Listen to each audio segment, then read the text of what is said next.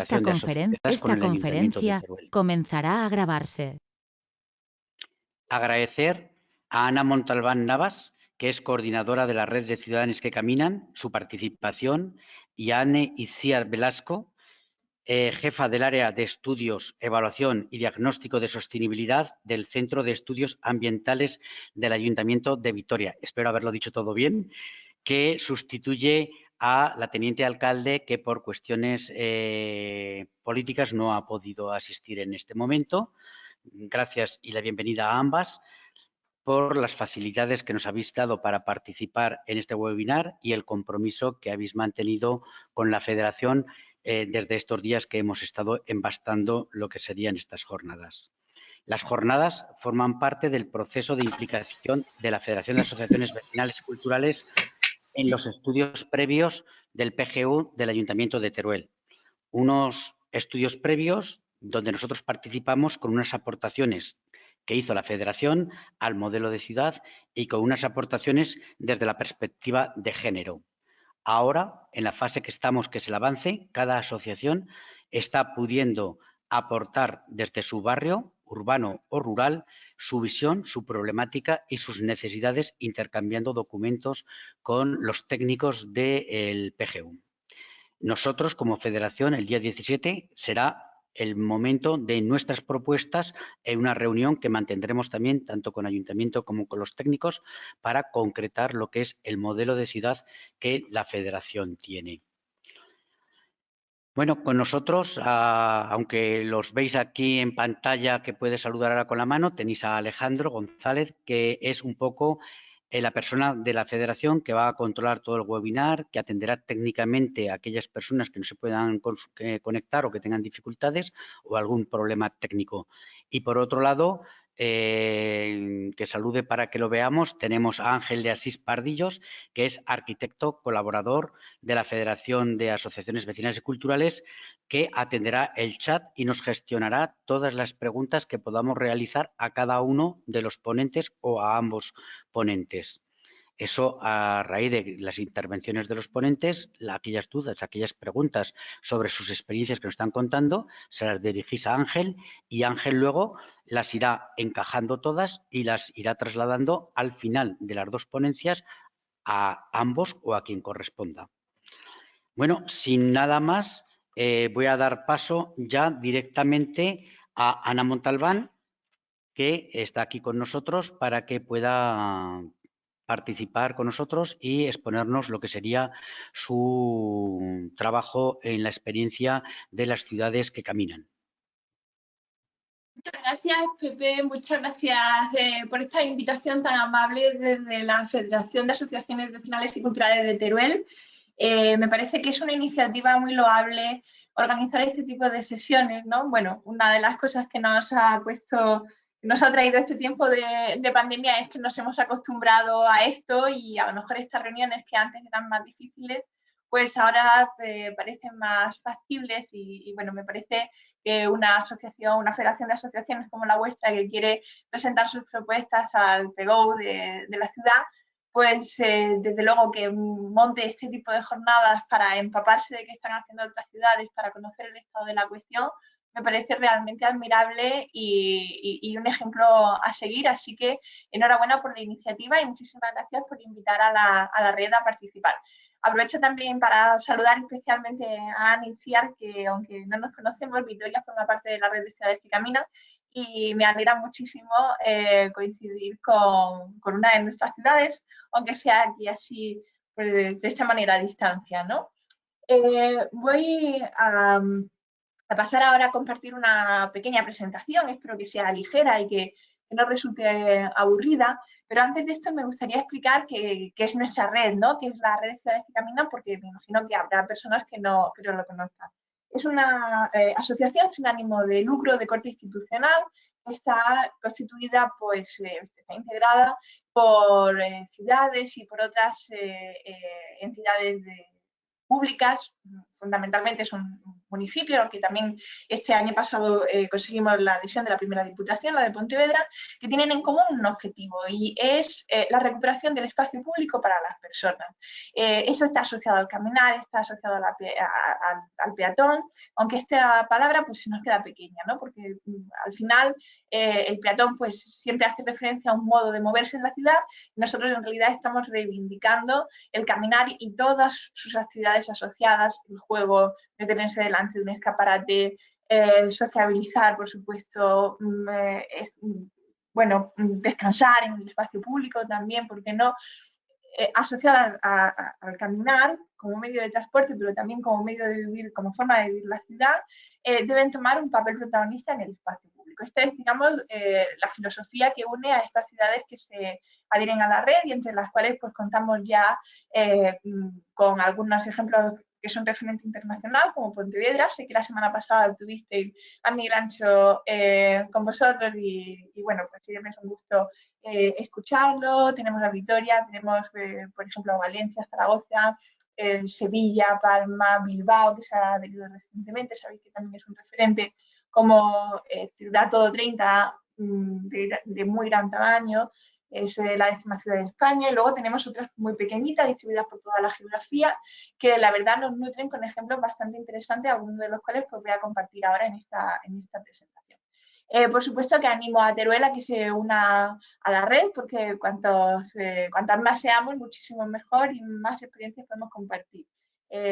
Y sin más, voy a pasar a compartir la pantalla. Espero que todo vaya bien. Si no, Alejandro ahora seguramente nos podrá ayudar. Creo que se ve correcto.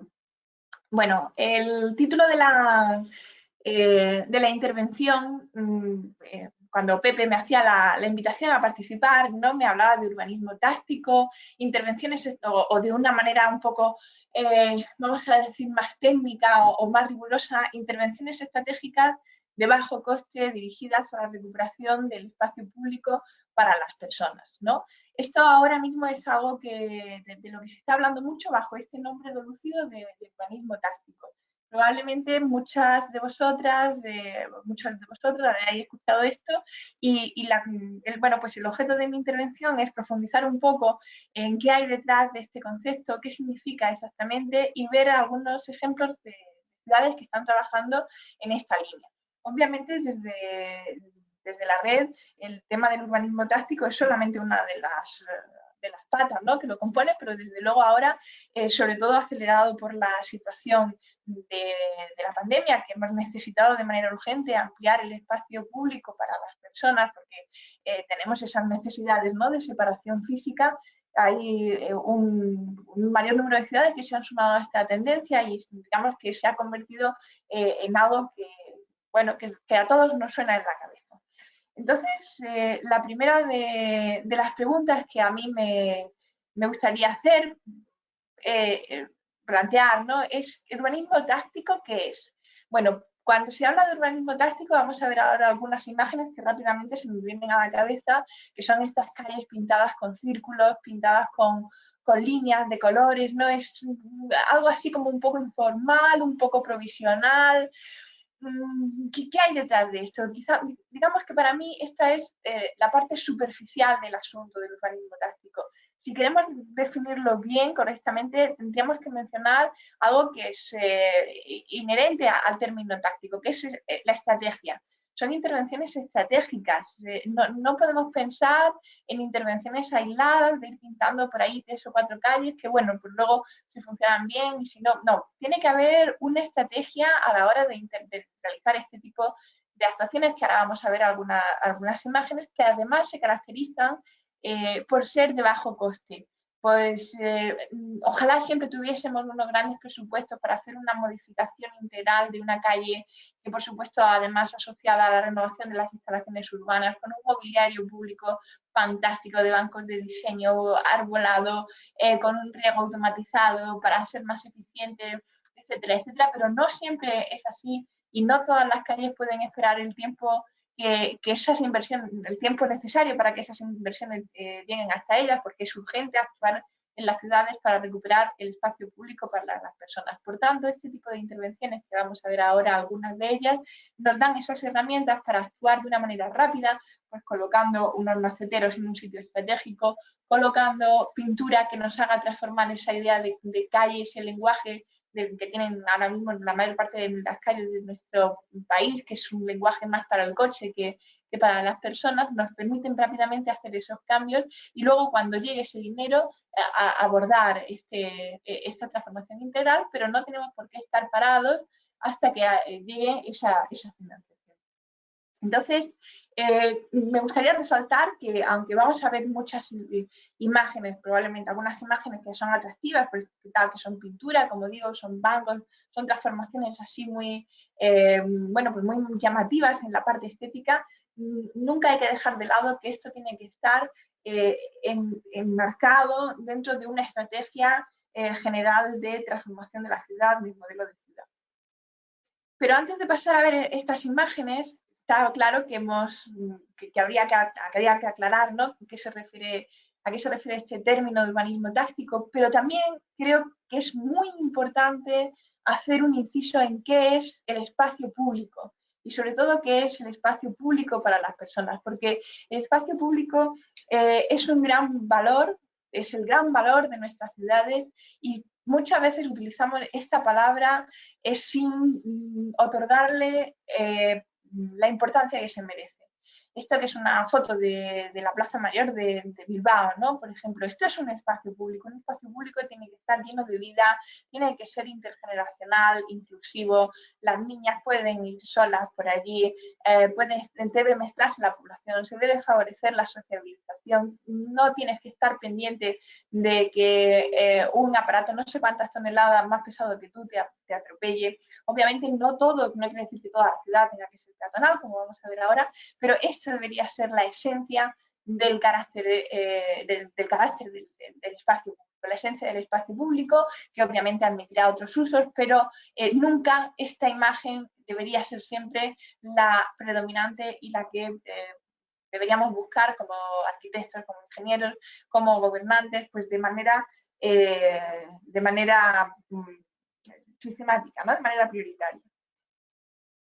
Algunas pistas sobre qué condiciones debería reunir ese espacio público. Bueno, pues deberíamos perseguir un espacio público amable y de calidad. Esta requiere un lenguaje peatonal. El espacio, por desgracia, si pensamos en la mayor parte de nuestras calles, distan de esta imagen. Este, por ejemplo, es una fotografía de Pontevedra. Podemos decir que forma parte de esa planificación urbanística, de ese diseño urbanístico estratégico. Quizás ahora voy a mostrar algunas imágenes que no son necesariamente de bajo coste, pero que sí tienen esa idea estratégica de recuperación del espacio público para las personas. Si veis por aquí, puedes pasar un coche desde un espacio de coexistencia, de convivencia entre personas y vehículos, pero no hay una trayectoria absolutamente rectilínea, marcada, donde el coche se sienta seguro, se sienta que es para él. No, hay un lenguaje que es mucho más peatonal que circulatorio, con bancos, con sombras, con ruptura de la linealidad en la trayectoria. Es necesario que esas intervenciones tácticas vayan buscando esa recuperación de un lenguaje amable, de un lenguaje peatonal para nuestras calles. Igual que podría ser esta, ¿no? Hay un paso de peatones y sistemáticamente en la mayor parte de nuestras calles lo que se interrumpe es la trayectoria del peatón para dejar claro que el vehículo tiene prioridad. No, hay que cambiar ese lenguaje y hay que hacer operaciones que pueden ser como estas que estamos viendo ahora, pues con mayores recursos económicos para utilizar una solería nueva, renovación de instalaciones urbanas y tal, todo lo que esto precisa, pero que al final lo que nos transmite es que este lenguaje lo que nos transmite es que en la intersección de calles, quien conserva la prioridad es el peatón, son las personas, no es el vehículo, y es el vehículo, como veis aquí, el que interrumpe su trayectoria en el cruce y tiene que, bueno, no solamente esperar a que los demás pasen, sino a que los demás también estén en ese ámbito.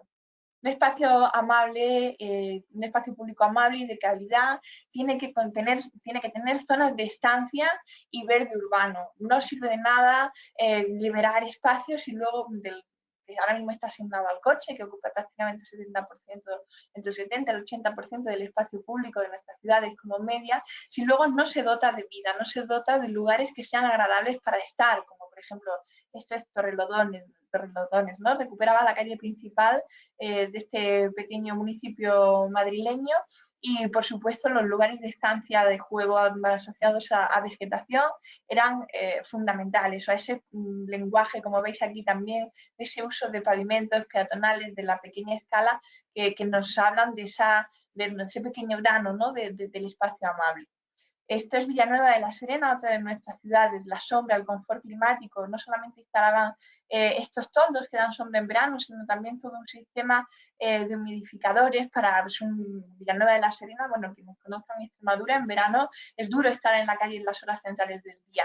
Con esta intervención, que aquí sí que podemos considerar de bajo coste, se está acondicionando una calle para que en el rigor del verano también el espacio público sea deseable salir y poder hacer un recorrido caminando y que bueno, pues contrarrestar los efectos del calor de cierto modo, ¿no?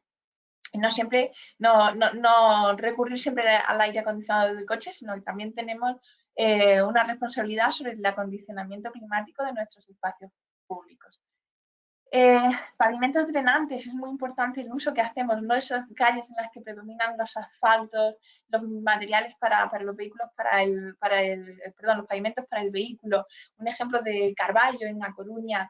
Aquí vemos, por ejemplo, cómo las zonas que están reservadas para el aparcamiento pueden tener un tratamiento que emula casi un parque, ¿no? Y que luego se repite en otras zonas que no son de aparcamiento, con este pavimento que es un pavicésped, que es un adoquín, que te permite que crezca la hierba entre él, o con estos pavimentos de adoquinado, o con un uso en vez de hormigón, en vez de asfalto, por ejemplo, que parece que es un material, el hormigón, que es no solamente exclusivo del coche, sino que puede ser pues el coche de las personas, lo podríamos asociar, ¿no? Se busca, como decía antes, ese lenguaje peatonal y además un lenguaje y el uso de materiales que nos permitan drenar la lluvia para que el subsuelo se pueda seguir alimentando de ella y favorecer el ciclo del agua.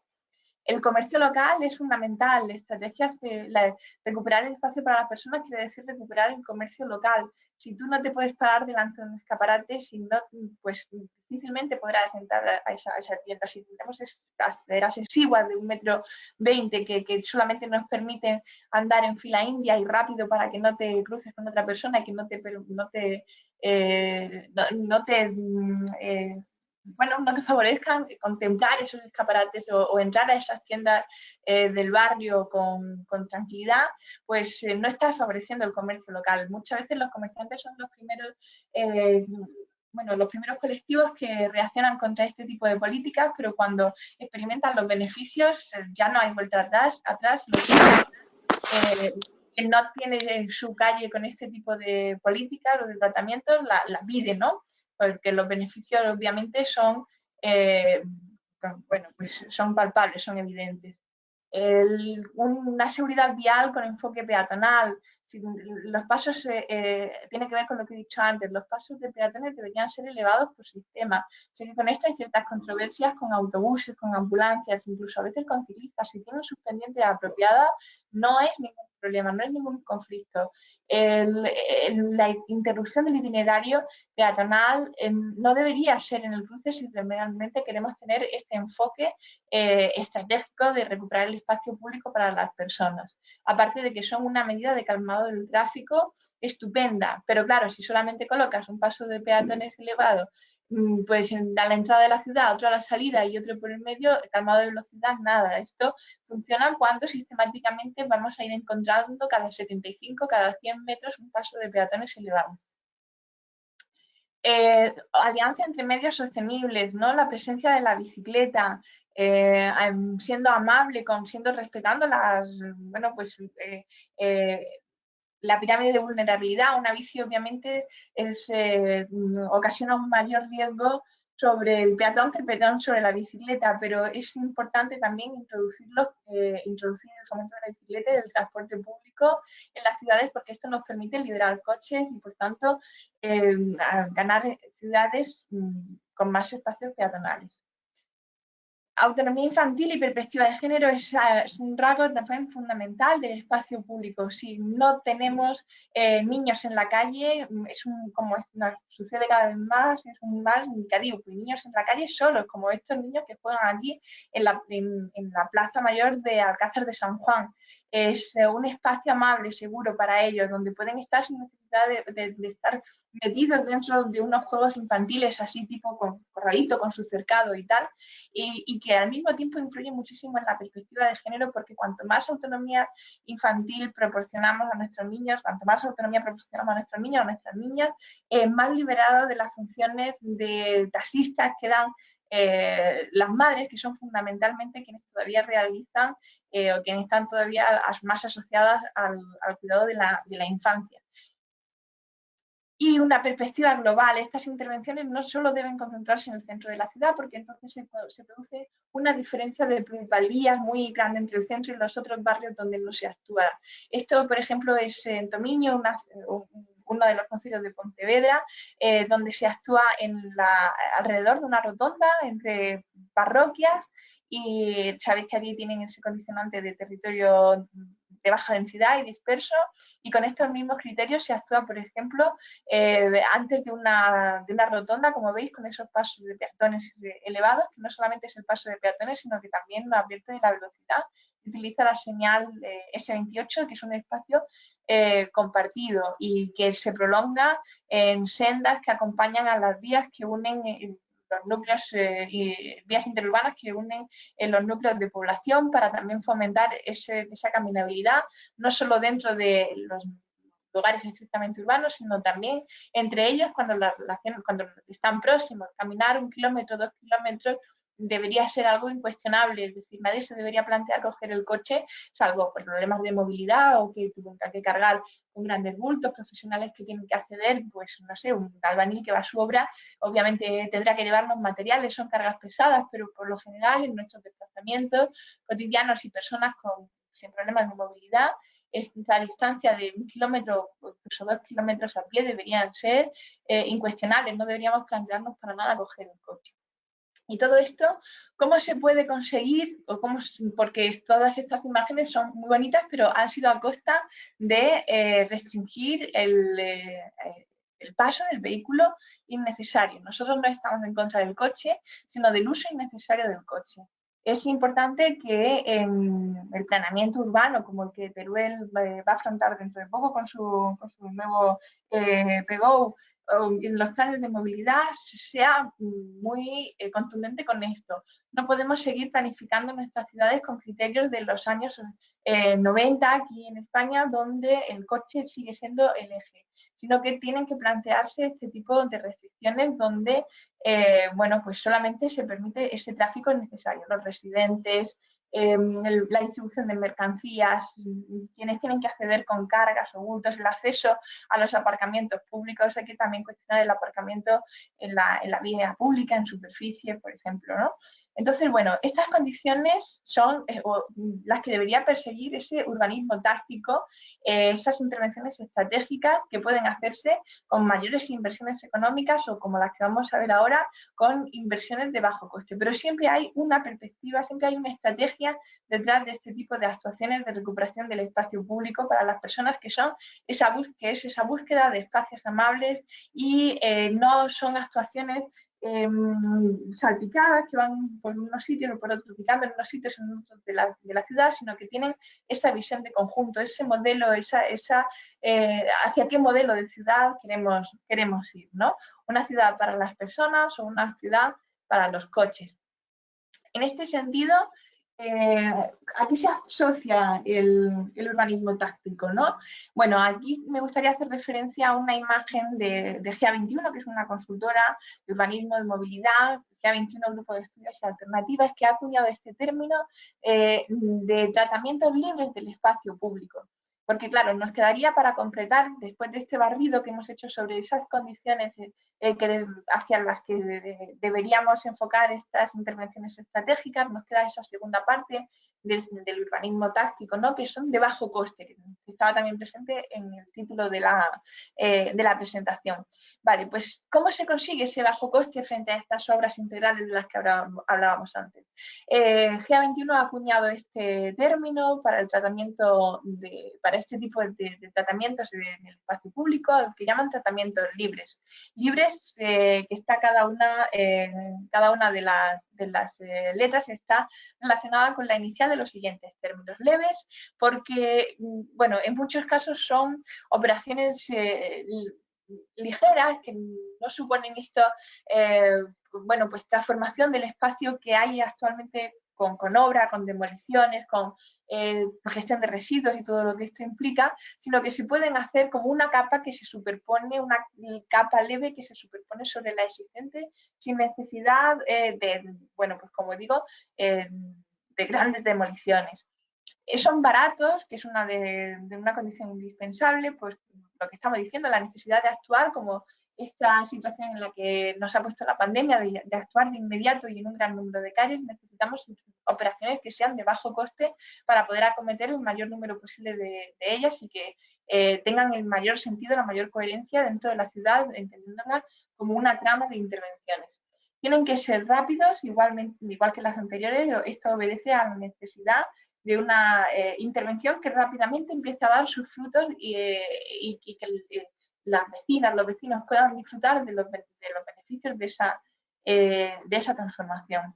Equitativos porque deben de ir dirigidos a equilibrar diferencias sociales entre la población. En este sentido hay que pensar que al fin de cuentas todos somos peatones. Es el modo de estar en la ciudad, de desplazarse por la ciudad más equitativo. Pensar, por ejemplo, cuánta gente queda fuera del acceso al automóvil. Los niños, los jóvenes hasta los 18 años, ¿no? De esa población, cuando pensamos en ciudades diseñadas para el automóvil, todos están quedando excluidos hasta los 18 años. Personas mayores que ya no tienen acceso al vehículo porque han perdido el carnet, porque ya no están en condiciones para conducir, porque han perdido la renovación del carnet de conducir, o todas estas personas que tienen unos recursos adquisitivos bajos y no pueden acceder a la compra de un vehículo. O también las mujeres, que en muchos casos, cuando en la familia hay un solo vehículo, estadísticamente también se comprueba que suele estar asociado al uso por parte del hombre y no de la mujer. Es decir, estamos dejando, cuando hacemos ciudades, sobre todo pensadas para el coche, estamos dejando fuera a un espectro muy importante de la población. Por tanto, actuar en estos términos que estamos hablando ahora es inherente a actuar de forma equitativa. Sociabilizados porque los resultados de estos tratamientos tienen que ser apropiados porque se tienen que apropiar de ellos las personas. Y tienen que tener dentro de sus objetivos fundamentales que el espacio público funcione en ellos como un espacio de sociabilización, de intercambio y de la colectividad. E imaginativos, porque en muchas ocasiones hay que actuar con muy pocos recursos para conseguir unos objetivos muy ambiciosos y por tanto hay que tirar de la imaginación para conseguir este tipo de solución. Bueno, GA21 podéis buscarlo en internet, tiene muchísimas referencias, tiene manuales sobre este tipo de intervenciones que yo creo que son bastante interesantes, tanto para la bici como para el peatón. Y ahora podríamos ver algunos ejemplos de esas de qué tipo de intervenciones estamos hablando, pero no quería mostrar ninguna imagen hasta sentar las bases, porque si no, al final nos quedamos con que esto del urbanismo táctico pues son pinturitas sobre el asfalto y me parece que es una lectura muy pobre, porque entraña detrás de una filosofía muchísimo más potente, que es este barrido que he intentado hacer sobre las condiciones que se deberían perseguir. Esta calle, por ejemplo, es una calle de Tomiño, también en Pontevedra, que, bueno, pues con un recurso muy sencillo como es la pintura. Como veis, es una calle que tiene una pequeña acera que no da para accesibilidad ni tampoco para poder caminar manteniendo las condiciones de separación física que son recomendables la pandemia, por el coronavirus, y cómo ganar ese espacio, cómo hacer que el coche vaya más lento y cómo dar esa sensación de que esto no es una calle para el coche, sino una calle para las personas sin hacer intervención con obra propiamente dicha, únicamente utilizando unos círculos de pintura, una señalización que nos recuerda que esto es un espacio de prioridad peatonal, unos tubos de hormigón prefabricado para pozos pintados de marrón y bueno, pues así ataviados con este fieltro como para darle una vegetación que le hace también la calle más amable. Bueno, pues esto es una intervención en una calle que hemos visto en este último año, muchas que podrían estar en esta misma línea. Una de ellas, quizás de las más sonadas por la repercusión que ha tenido y por la magnitud que tiene en la ciudad de Valencia, es la plaza del ayuntamiento de esta ciudad, que hasta hace pocos meses era una rotonda. Bueno, aquí lo podéis ver, la cantidad de carriles tan grandes, condicionados también por el transporte público. Fijaos que estamos hablando de una calle que en este punto, fijaos, cuento 1, 2, 3, 4, 5 carriles, 6 carriles, incluso en algunas zonas, ¿no? Parece que llegan a alcanzar los 6, entre 5 y 6 carriles. Bueno, pues esta función de rotonda que tenía la plaza del ayuntamiento, el ayuntamiento ya tenía, sigue teniendo un proyecto de peatonalización de la plaza, un proyecto tradicional con su renovación de pavimentos nobles, de piedra, vegetación bien plantada, en un suelo vegetal, etcétera, etcétera, pero no son proyectos largos que tienen unos periodos largos tanto de ejecución como quien trabaja para la administración pública lo puede saber bien en licitación de obras, etcétera, etcétera, que se pueden dilatar 3, 4, 5 años en el tiempo perfectamente. Bueno, ¿cómo podemos actuar sobre la plaza si tenemos claro el enfoque estratégico que queremos, que nuestra plaza sea peatonal, que vamos a dejar únicamente un carril de todo este pitoste, ¿no? de carriles que hay aquí alrededor de la plaza del ayuntamiento? Solamente queremos conservar un carril para el transporte público, ni siquiera es que lo queramos conservar, como explica el concejal de movilidad, Josep Desi, en sus intervenciones, sino que no nos queda más remedio que conservarlo porque es, bueno, dentro de la planificación del transporte público de la ciudad parece imposible eliminarlo, pero vamos a reducir y en lugar de que esto sea una gran rotonda para autobuses, lo vamos a convertir en un espacio peatonal. Bueno, pues aquí fijaos que simplemente con esta colocación de maceteros, ahora vamos a ver una foto así como de escala más cercana, ir borrando estas marcas en el asfalto, se puede conseguir que ya todo este espacio funcione como un espacio peatonal, ¿no? Lo vemos aquí. Podemos dirigir el tráfico a través de estos maceteros, que igual que en el caso que hemos visto de Tomillo, son también unos tubos prefabricados de hormigón. Vienen con árboles, una señalización, una vocación y una decisión grande y fuerte, potente, de que esto es ya una plaza peatonal. Y me voy a detener un poquito más en este proyecto de calles y con este ya voy a terminar para no robar tampoco demasiado tiempo y dejar al debate este proyecto de Logroño Calles Abiertas, ¿vale? Porque me parece interesante cerrar con él por la estructura que arma el proyecto. Bueno, aquí, como estáis viendo, es claramente un poco de pintura sobre el asfalto. Se cortan, ahora lo vamos a ver mejor a través de la página del Ayuntamiento de Logroño. Se trata del entorno de una biblioteca pública, la Biblioteca Pública de Rafael Azcona, donde se decide cortar la comunicación que hay entre dos calles para ganar un espacio peatonal, de manera que conseguimos dos cosas. Por una parte, dificultar ese tránsito en el coche. No todas las calles tienen para que estar conectadas entre sí para el vehículo privado, y ganar un espacio estancial que además sirve de apoyo a la biblioteca donde se pueden realizar actividades culturales. Hay que hacerlo ya, hay que hacerlo de manera inmediata. Nos encantaría hacerlo con piedra o con adoquines que unificaran esta isla, esta isla, ¿no? Que unificaran este nexo peatonal, pero lo queremos hacer ya, lo queremos hacer de manera inmediata. Hay que ir a un recurso, a soluciones imaginativas de bajo coste, y lo vamos a hacer utilizando esta pintura y colocando algunos volardos, como vamos a ver ahora. Me parece muy interesante este proyecto en relación con el urbanismo táctico de Logroño, de calles abiertas, porque no es aquí donde se puede ver esa visión estratégica. Os invito a que lo busquéis en internet, es muy fácil. Ahora puedo compartir el enlace a través del chat, incluso lo puedo hacer así directamente sobre la marcha para que lo podáis tener con un acceso fácil. El proyecto tiene una página web independientemente del ayuntamiento, cuestión que me parece muy importante para poder comunicar este tipo de ideas, para poder bueno, pues darle un valor añadido, ¿no? Como veis, tiene un aspecto gráfico maravilloso para poder conectar rápidamente con la gente.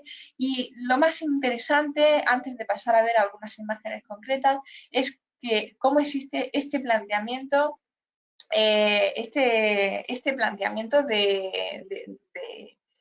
bueno, de visión estratégica, ¿no? De visión global. Hay unos objetivos, movilidad sostenible, segura y saludable, seguridad vial con una velocidad máxima de 30 km/h, accesibilidad y en tiempos de pandemia, por supuesto, evitar el contagio. Se puede leer más sobre cada uno de estos objetivos y cuáles son los criterios de actuación. A esto me refería cuando hay un plan claro, un plan estratégico claro, que no se trata de hoy pinto esta calle, hoy corto aquella, no, hay una visión. Hay una serie de propuestas estratégicas aparte de los objetivos, que es hacer una red peatonal saludable que sea continua en sus itinerarios, que vaya conectando barrios y que vaya conectando incluso algunos espacios exteriores de Logroño con una red ciclista saludable, con áreas pacificadas, velocidad 30 como máximo, pero incluso en espacios de coexistencia 10. Se recuperan los entornos para el juego, el apoyo al transporte público y se adaptan las regulaciones municipales, ¿vale? Las ordenanzas. Hay toda una serie, una documentación que es, bueno, pues interesante, que puede servir desde un punto de vista técnico y un lugar dentro de la página donde se pueden ver acciones, ¿vale? Podemos saber dentro de este urbanismo táctico, pues podemos ver, como decía antes, esa visión global, recuperaciones del espacio de sendas ciclables, peatonales a lo largo de espacios fluviales, por ejemplo, y que nos van a conectar con poblaciones próximas. Podemos ver intervenciones muy sencillas, como por ejemplo esta, ¿no? de la calle 7 Infantes de Lara, donde lo que se hace es que la línea de aparcamiento se elimina. Aparcar en la calle no es un derecho público. Eso tenemos que tenerlo muy claro. Igual que nos sacamos nuestra nevera a la calle si no nos cabe en casa, pues el coche poco a poco deberíamos ir mentalizándonos que tampoco. Y con esta eliminación del aparcamiento, aparte de conseguir ir disuadiendo del uso innecesario del vehículo, porque si no puedes aparcar, las expectativas bajan y probablemente esto haga que te decantes por otros medios más sostenibles, se consigue ampliar estas aceras, ¿no? que hay actualmente, pues hasta 2 metros o 2,5 metros más, de una manera tan sencilla como es colocando una hilera de volardos. Esta sería de las más sencillas, ¿no? Lo podéis ver también en entornos escolares como la calle Gonzalo de Berceo o en la calle Guardia Civil. Veis que, bueno, volardos o con una línea de pintura y un símbolo asociado al peatón se puede conseguir esta rápida ampliación de aceras perdiendo un carril de circulación o una línea de aparcamiento. Hay otras que son un poco más, vamos a decir, complejas, como por ejemplo esta otra, en lo que una calle que, como veis, tiene un tramo que es peatonal y que seguramente lo deseable es que, o por lo menos en plataforma única, una zona de coexistencia, que continuase, pero no hay dinero para hacerlo. Bueno, pues introduciendo estas líneas, estas pinturas, que lo que tratan de hacer es disolver el límite entre la acera y la calzada, se está transmitiendo al coche que si circula por aquí, este no es un espacio para él, y se está transmitiendo a las personas que no tienen por qué quedar relegadas a las aceras, sino que pueden ocupar la parte noble de la calle, que es la parte central. Esta que veíamos antes, ¿no? De Madre de Dios, y con esta ya acabo. Aquí también hay algo que me parece muy interesante, que en esa visión de conjunto, que son estas crucecitas que aparecen aquí, que son desconexiones para el tráfico motorizado. No todas las calles puedo recorrerlas. Hay lugares donde se reordenan los sentidos y hay lugares donde se desconecta para que el coche tenga que tomar una opción u otra y hacer recorridos en bucle. Si veis aquí, por ejemplo, pues soy una conductora de vehículos, vengo por aquí, tengo que girar y vuelvo sobre mis pasos y me lleva hacia el mismo sitio que he venido. Esto hace que voy a utilizar estas calles solamente si vengo al entorno de esta manzana, si soy un residente o si estoy distribuyendo mercancías. Y luego estas desconexiones, que son estas hilditas azules que aparecen aquí, como en el entorno del colegio o de la biblioteca, que era esta que veíamos antes, vale, pues esto es un fondo de saco, se convierte la calle en un fondo de saco. Esto hará que yo solamente venga aquí a este punto, o pues si voy igual a estas manzanas, ¿no? Y aparte de conseguir esa dificultad al coche, reducir esa barra libre para el coche, pues puedo conseguir espacios atractivos como los que vamos a ver ahora. Este es el estado actual antes de la intervención. Estos son dos esquemas que se plantean. ¿Veis? Esta es la zona peatonal de conexión. El coche puede llegar hasta aquí o puede pasar, ya no están conectados.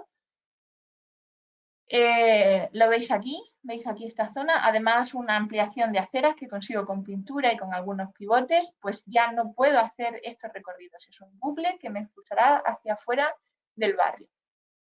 Consigo espacio donde además puedo tener aparcamiento para bicicletas y en esta otra mancha azul que veíamos, que era la de la imagen que mostraba anteriormente, al lado de la biblioteca, igual el coche que ya no puede girar hacia acá o que desde este punto no puede girar para incorporarse en esta otra calle, encuentra una banda de pintura transversal que le indican que reduzca la velocidad y al mismo tiempo se consigue un espacio peatonal mayor que puede ser ocupado por bancos, por vegetación, por sillas que se sacan a la calle, por actividades culturales en el entorno de la biblioteca, como la imagen que veíamos antes, que pueden servir como un espacio de lectura ampliado o incluso de reuniones vecinales como son estas que aparecen aquí y que, como veis, es una operación muy sencilla de pintura y de algunos volardos y algunos elementos de vegetación.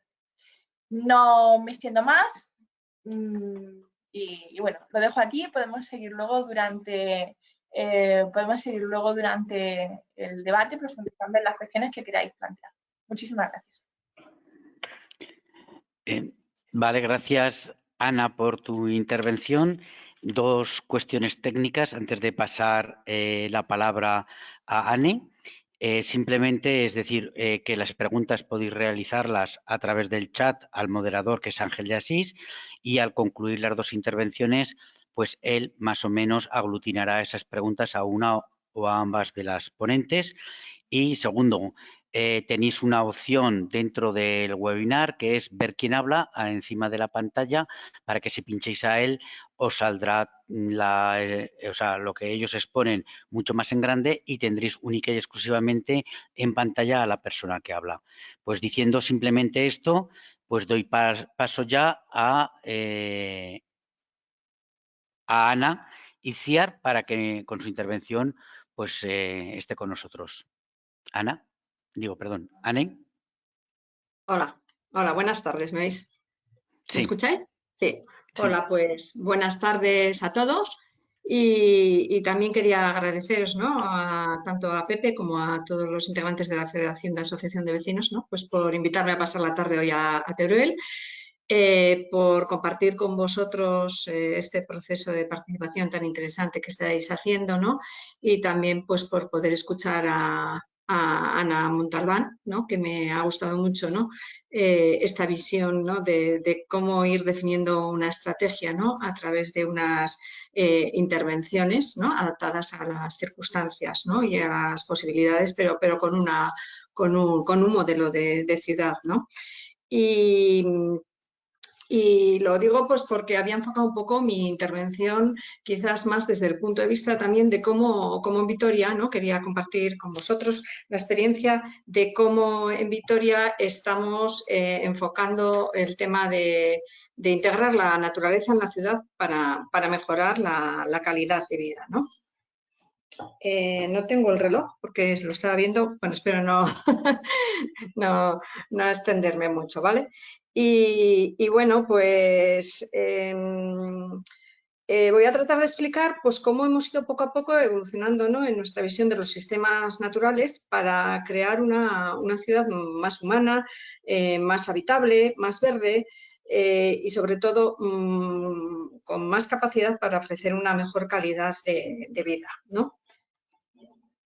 Y bueno, como podéis ver en esta imagen, Vitoria es una ciudad rodeada de sistemas naturales, ¿no? Tiene ríos en el entorno, tiene arroyos, embalses, zonas agrícolas bordeando la ciudad, tiene montañas y bosques en un fondo de escena y por lo tanto pues siempre ha sido una ciudad muy conectada con la naturaleza y con el paisaje.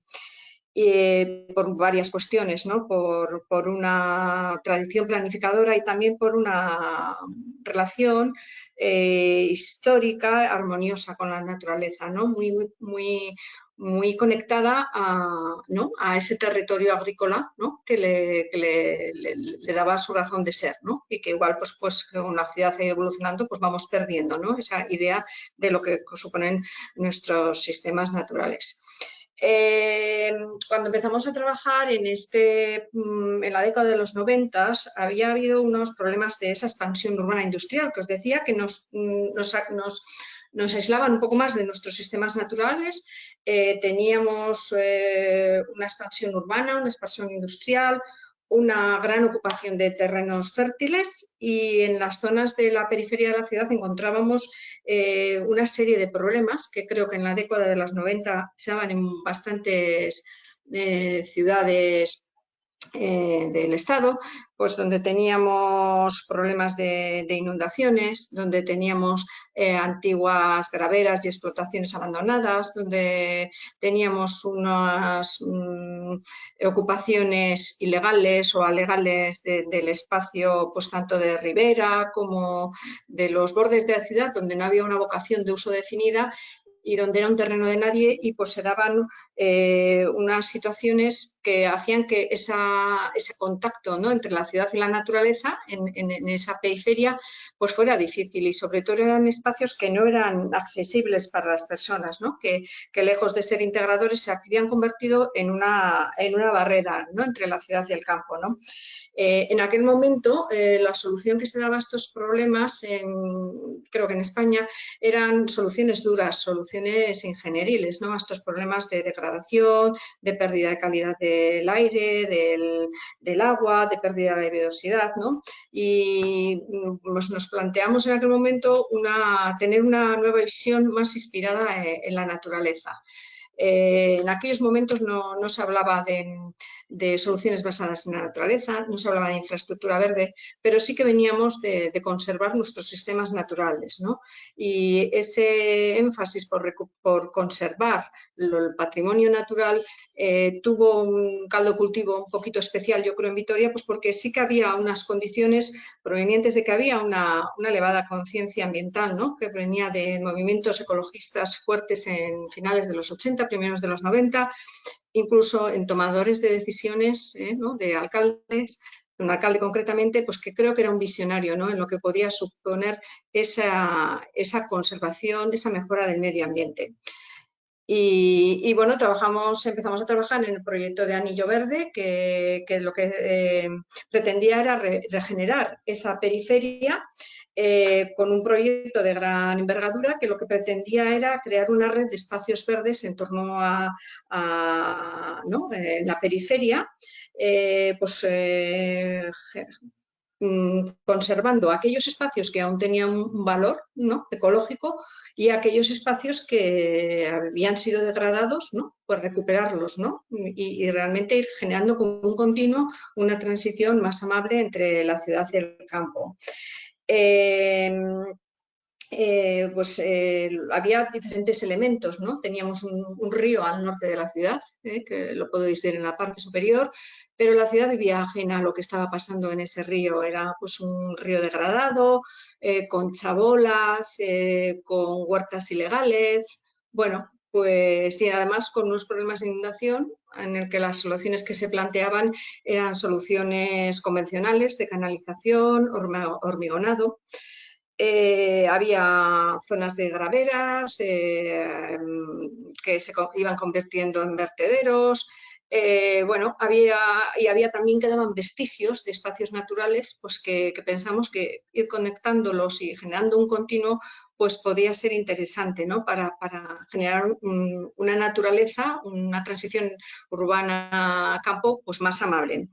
Y me gusta poner esta foto también porque esta es la imagen que diseñamos, la utopía que diseñamos antes de aquel plan general, que veis que todavía no había desarrollado la ciudad, sus expansiones al este y al oeste, pero que ya lo que hacíamos era reservar esos espacios, ¿no? Esos espacios de conexión entre zonas naturales, ¿no? Y ya condicionamos en parte algo, tampoco nos vamos a... Pero bueno, hubo unos intentos de condicionar de alguna manera ese desarrollo al funcionamiento que debían tener esos sistemas naturales. Pero quizás pues lo más interesante de todo este proyecto ha sido que a lo largo de todos estos años en que se ha ido desarrollando, lo que nos ha demostrado es sobre todo la importancia de ofrecer unas soluciones comunes, ¿no? Que además de atender a unos problemas ambientales y de conservación de naturaleza, que es como nació el proyecto, sobre todo se ha tornado en una serie de beneficios sociales y económicos que sobre todo han repercutido en una mejor calidad de vida, en unos espacios para la ciudadanía, ¿no? Que la ciudadanía se ha adueñado de ellos y que ya realmente creo que poco a poco y según se han ido desarrollando los proyectos, pues no hay ningún ciudadano que conciba la ciudad sin ese anillo verde, sin esos espacios de oportunidad para mejorar nuestra calidad de vida. Dimos solución a esos espacios de la periferia. Queríamos promover la conservación de los hábitats y de la biodiversidad y la conectividad, la demanda de espacios de ocio al aire libre, también aprovechar el potencial de estos espacios como espacios de recurso educativo y de implicar a la población en la conservación y también de contener el crecimiento urbano, ¿no? de esta ciudad que se expandía y al que de alguna manera le pusimos unos límites, ¿no? Y bueno, hemos llegado bueno, pues después de 25 años de planificación y diseño y gestión de este espacio, que también recordaba un poco lo que contaba Ana y decía, igual también hemos hecho no un urbanismo, un reverdecimiento táctico, ¿no? Había una estrategia, pero se han ido haciendo poco a poco las cosas, a veces no con una planificación, incluso a veces pienso que el relato es posterior, pero sí que cada pequeña cosa que se iba haciendo iba en una dirección, ¿no? En esa dirección de utilizar los sistemas naturales, de que fueran la base de nuestro desarrollo urbano. Y bueno, lo que hemos conseguido, esta foto ya es una foto en la que ya veis que la ciudad ha crecido, ¿no? Ya esa trama que aparecía antes ya no es una traza, es una realidad en la que estos espacios se han ido conformando. Todavía no, este espacio todavía no es así, es todavía un terreno con una problemática de degradación, es decir, que esto es un proceso todavía vivo. Pero sí que, bueno, pues toda esta serie de intervenciones, ¿no? De recuperación de graveras, ¿no? Como en el caso, una que teníamos aquí en la zona este, de recuperación de humedales, de restauración de ríos, de acondicionamiento de estos corredores ecológicos, de creación de huertos en diferentes áreas del anillo verde, de creación de un jardín botánico, de generar áreas de estancia y caminos de enlace entre los espacios o de tener equipamientos ambientales, pues nos hacen tener hoy una realidad con en torno a las 800 hectáreas de uso y disfrute, ¿no?, para la ciudadanía y, bueno, y que tienen este tipo de imágenes, ¿no?, desde los observatorios que hay en la zona de Salburua a la zona de horticultura, de huertos urbanos o, sobre todo, esta transición, ¿no?, y este contacto diario que por la propia configuración, esto es una circunstancia de Vitoria, no tiene por qué serlo, pero sí que nos hace que en menos del centro a estos espacios, en 3 kilómetros, ¿no?, puedas tocar realmente la naturaleza y prácticamente toda la población tiene en un radio de escasos 2 kilómetros acceso a una naturaleza cuidada y con unos valores, ¿no? Y bueno, pues incluso ahora en tiempos de pandemia, en tiempos de confinamientos, ¿no?, nos damos cuenta de la importancia que ha tenido, no solo desde el punto de vista ambiental, que también, pero quería hacer más incidencia, ¿no?, en el marco de este tema que nos ocupa hoy, de realmente de contar con unos espacios de calidad y unos espacios que nos ha ido configurando la ciudadanía, porque es un poco la que los ha cuidado, la que teníamos al principio ese miedo, ¿no?, desde el punto de vista de la conservación, de la gente que se acerca, que no era respetuosa, y al revés, ¿no?, la gente ha hecho suyo estos espacios, los disfruta, los comprende y es la que los demanda y las que garantiza un poco su futuro y supervivencia, ¿no?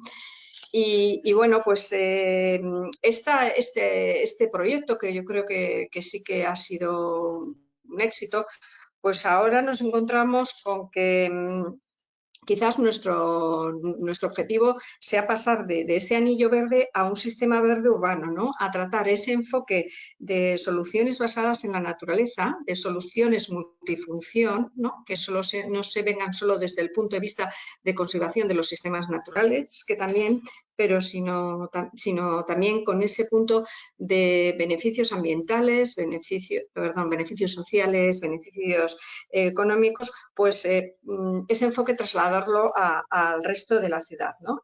Y bueno, esta imagen pues creo que nos da idea de que podemos tener unas condiciones especiales para realmente empezar a trabajar en esta red, esta conexión, ¿no?, de espacios que conformen un sistema urbano, ¿no? Y podemos trabajar del anillo verde, que veis aquí, que son los espacios más oscuros, ¿no?, que son para mí esas partes núcleos de nuestro sistema de infraestructura verde, a ir generando un sistema de infraestructura verde, de una malla verde que vaya impregnando toda la ciudad, ¿no? Y luego también, ¿por qué no?, hacia el exterior, ¿no?, generando esa infraestructura verde para esa conexión a través de los espacios agrícolas, ¿no?, con nuestros rebordes montañosos, ¿no?, de nuestro entorno, ¿no?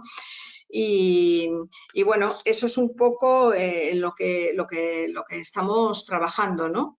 Y entonces pues nos encontramos con que, bueno, pues tenemos una red de 445 hectáreas de áreas verdes urbanas, tenemos más de 115.000 árboles, tenemos más de 800 hectáreas en el anillo verde y diferentes tipologías de espacios, ¿no? Parques y jardines, pero también podemos considerar las calles, las plazas, los arroyos que atraviesan la ciudad. Podemos considerar incluso la transformación de estas infraestructuras viarias, medianas, rotondas, en una ciudad que se ha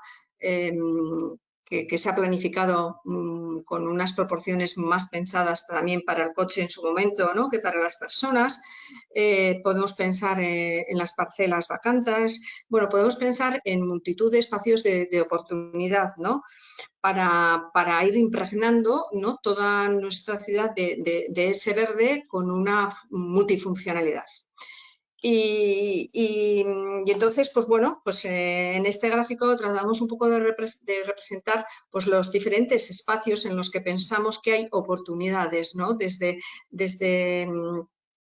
la zona, digamos, más del anillo verde, ¿no?, pasando a los nuevos barrios, a las nuevas expansiones, ¿no?, o a la ciudad consolidada o a la ciudad medieval, pues podemos ver diferentes formas de intervención, que es lo que vamos haciendo poco a poco, ¿no? En el anillo verde pues podemos tener balsas de laminación, tenemos esos bosques periurbanos, pero podemos generar itinerarios verdes, podemos hacer un tratamiento especial del arbolado viario. En los nuevos barrios pues podemos incorporar huertos urbanos y bosques comestibles, podemos naturalizar las zonas verdes que existen, podemos incorporar fachadas y cubiertas verdes, ¿no?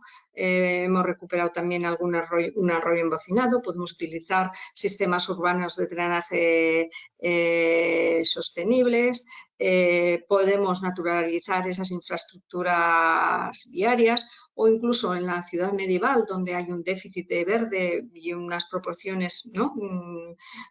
Más difíciles, pues tendremos que pensar en elementos de acupuntura verde, ¿no? y de micropaisajes, podríamos decir.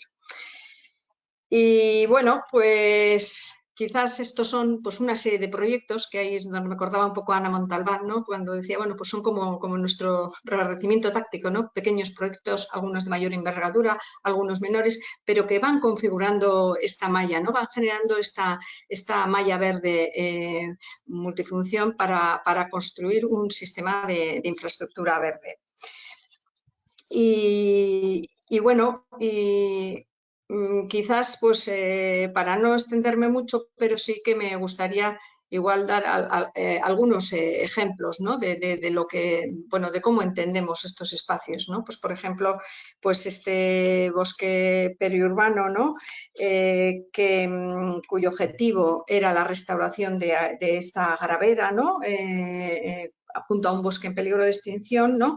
Rodeado por esa explotación, pues ahora, según la ciudad ha crecido, pues tenemos un parque que ofrece unos beneficios ambientales y sobre todo la oportunidad de disfrutar de la naturaleza de forma accesible y seguro a toda esta gente, ¿no? que vive en este espacio, ¿no? Pues permite una conexión diaria con la naturaleza, aporta unos valores de bienestar espiritual, reduce el efecto isla-calor de la zona. Bueno, pues al final, bueno, pues es un ejemplo.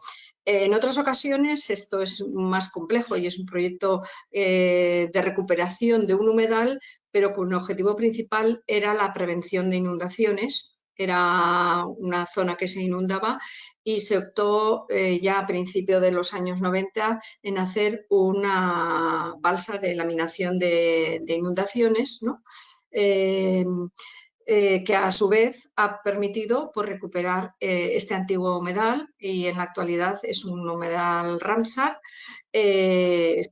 forma parte de la Red Natura 2000 y sobre todo pues es un espacio ya en este caso no solo de ocio para la ciudadanía, también creo que es un atractivo turístico.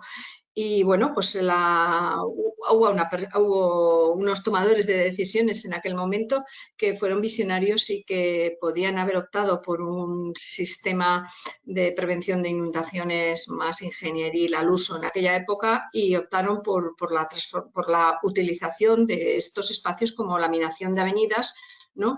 En un entorno de la ciudad con una demanda urbanística muy grande y optando por la naturaleza y, bueno, y por generar este espacio para toda la ciudad, ¿no? Perdón, este ha pasado. Bueno, el tema de los paseos y los itinerarios verdes, ¿no? Pues también en torno a todo este anillo verde, pues se trabajó para configurar una ruta de 33 kilómetros, ¿no? Que ha costado muchísimos años, ¿no? Por eso también pues ha sido casi táctico, ¿no? Con pequeñas cosas y cada vez generando una mayor demanda y al final siendo casi la propia ciudadanía la que demanda que realmente se invierta y que se acondicione y que sea un espacio con todas las garantías de seguridad y al final pues pensamos que además de dar un acceso seguro pues se promueven estilos de vida saludable, se incrementa esa conexión urbana y rural física y también de comprensión. Bueno, es un excelente recurso, ¿no? Y luego pues que además conecta con otra serie de vías que el territorio pues, nos permite acceder a 1000 kilómetros de vías, ¿no? Esto es un ejemplo de naturalización de un arroyo, cuando se construyó esa expansión de la ciudad, en la que decía que en el dibujo ya habíamos previsto ese arroyo, que en vez de ser embocinado como se había hecho en décadas anteriores, pues se planteaba pues el dejarlo a cielo abierto e incorporarlo en el propio diseño, ¿no? Aunque sea un arroyo con muy escaso caudal, ¿no? Muy temporal. Pero bueno, pues al final, además de su función hidrológica y de la conectividad ecológica, pues también tiene otras, ¿no? Otras funciones, ¿no? Como refrescar el ambiente, permitir paseos, contacto diario con la naturaleza, bueno, y sobre todo generar una identidad en ese barrio, ¿no? Que tiene ya un elemento distintivo. Esto es otro ejemplo, ¿no? de intervención, de naturalización de infraestructuras viarias, ¿no? En el que teníamos pues una gran mediana, ¿no? Y también pues, bueno, pues vemos que las podemos realmente transformar en corredores verdes urbanos, ¿no? Pues con aportes de tierra, con plantación de bosquetes, con generando unas praderas de flor, pues generando también una estética más adecuada, ¿no? En los huertos comunitarios también es una de las intervenciones con una gran demanda, que en la mayoría de los casos están ubicados en parcelas de equipamiento vacantes, ¿no? Pues porque bueno, la ralentización inmobiliaria y el exceso de previsión de equipamientos que había en el anterior plan general, pues también nos hacía contar con un montón de parcelas vacantes en las que también pues, nos hemos planteado una serie de usos transitorios, ¿no? Y uno de ellos es el tema de los huertos urbanos y con, bueno, pues que además de favorecer la biodiversidad, pues sobre todo pues favorece el fomento de la cohesión social y bueno, muchos valores sociales, ¿no?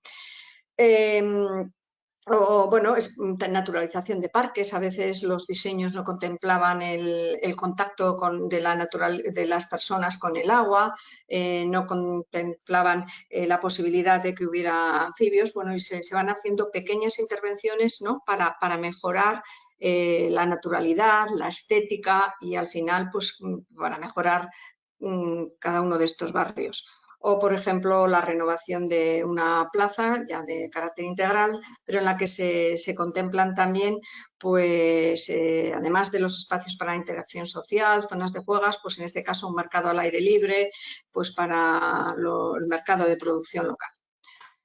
Este ejemplo me gusta ponerlo porque esto sí que nos viene dado, esto es un paseo histórico y creo que es interesante ver cómo ya en el siglo finales del XVIII, del XIX, ya se planteaban, ¿no? Estos grandes bulevares, esos grandes paseos en los que el protagonista era la ciudadanía, ¿no? Y uniendo el centro con la periferia, ¿no? Y lo mismo, pues nos dan pues, una gran cantidad de servicios ecosistemas, estos grandes sistemas naturales.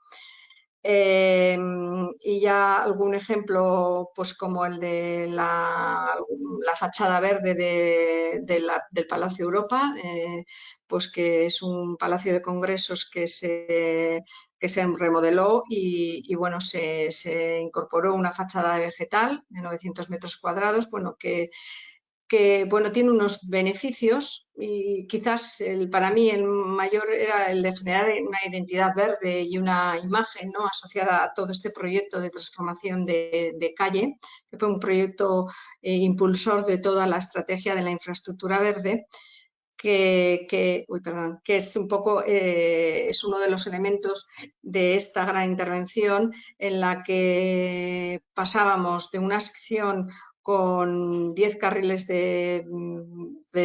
dedicados al coche a pasar simplemente a 4 y una línea de aparcamiento para recuperar este espacio, pues bueno, para el transporte público, para las bicicletas, para la naturaleza, recuperando un arroyo que estaba embocinado, ¿no? Recuperando y sacando el río a la ciudad para saber que, bueno, que tenemos agua, ¿no? Que en nuestra ciudad se ha embocinado, pero que podríamos recuperar. Y bueno, pues que es un proyecto muy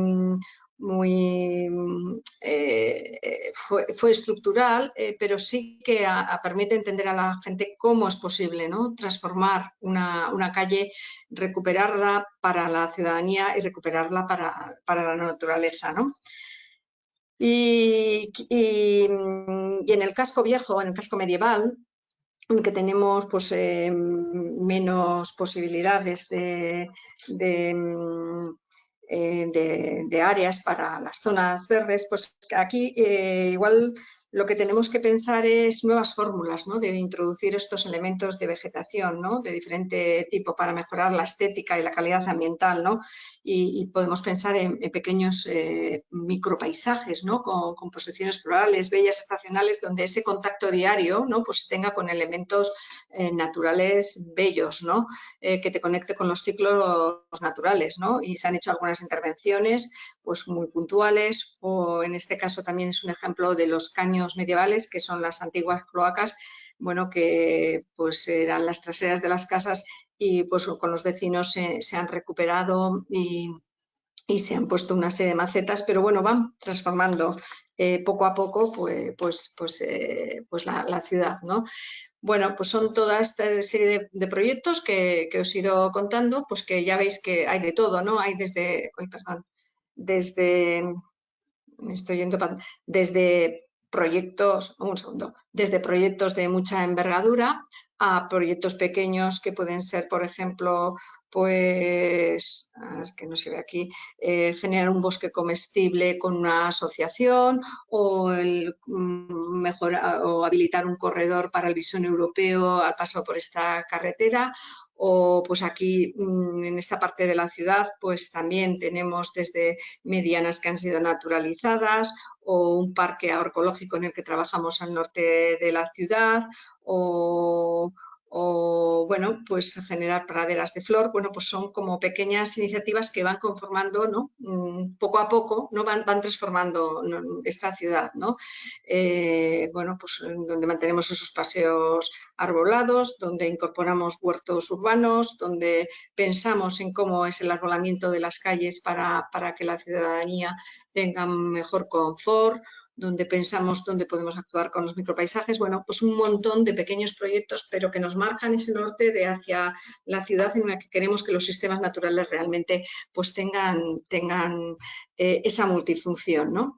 Y quería acabar también diciendo que, bueno, igual he enfocado mucho la presentación desde el punto de vista físico, pero es esencial, ¿no?, que esta infraestructura verde sea una construcción compartida con la ciudadanía, ¿no? Entonces, sí que en paralelo, pues realmente vamos haciendo muchísimas iniciativas de participación ciudadana, ¿no?, pues para ir generando esa demanda, esa conciencia, ¿no?, y al final poner esto en el punto de que la ciudadanía demande, ¿no?, esta transformación. Bueno, esto es una foto de un oasis de mariposas que creamos con una asociación de interesados en el tema de las mariposas.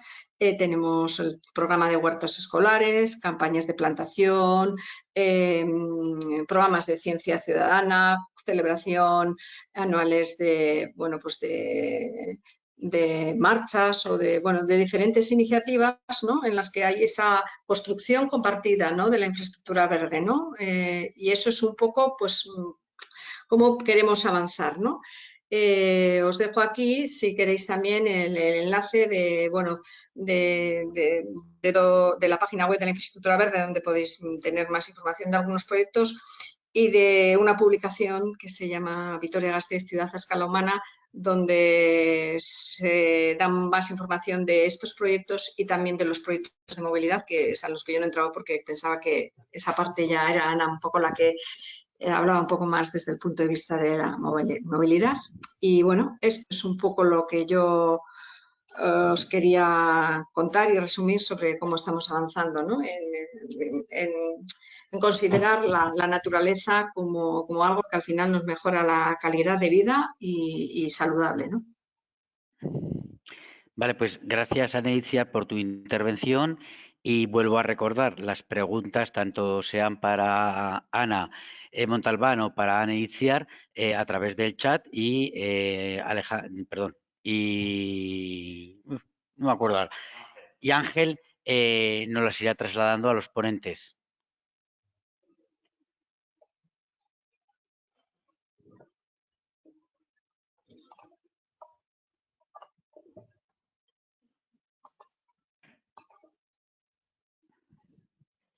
No hay...